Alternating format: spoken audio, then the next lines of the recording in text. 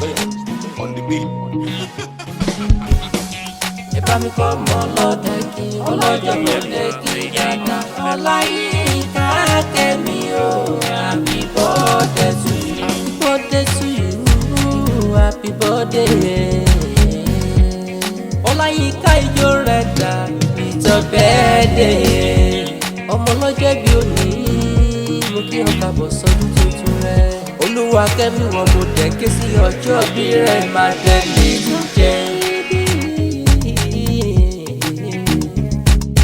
Gbogbo 27 July láyé àyájọ́ ọjọ́ bí rẹ̀ máa tẹ̀lé jẹ́. 27 of July gbọ̀ngàn ní jẹ́.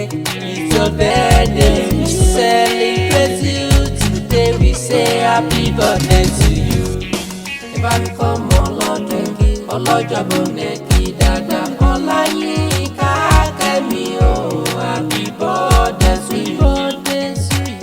Happy yeah. Ó yá ní rẹ́mọ̀ ò kájọ lọ.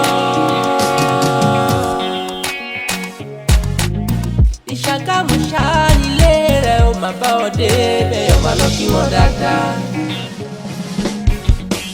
Ọmọ orí Ṣàgámù ẹwà, ọmọ òkè yùmùyù, ọmọ lẹ̀lẹ̀ yìí jẹ́ tí kì í jọ kẹ́dàgbàgbà yìí kankan nílẹ̀. Ilé ọmọ ìlú mẹ́dẹ́mẹ́dẹ́, ọmọ egungun, ọmọ agẹmọ.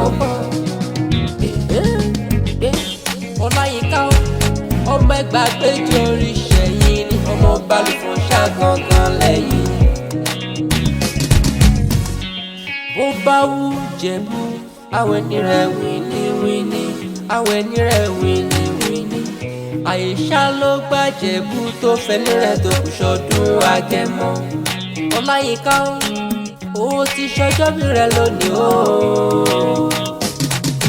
Mo máa fọdún eléyìí ṣàṣemọ́. Àjòṣà ló wà yọ Olayinka wá kéré oko padà sílé.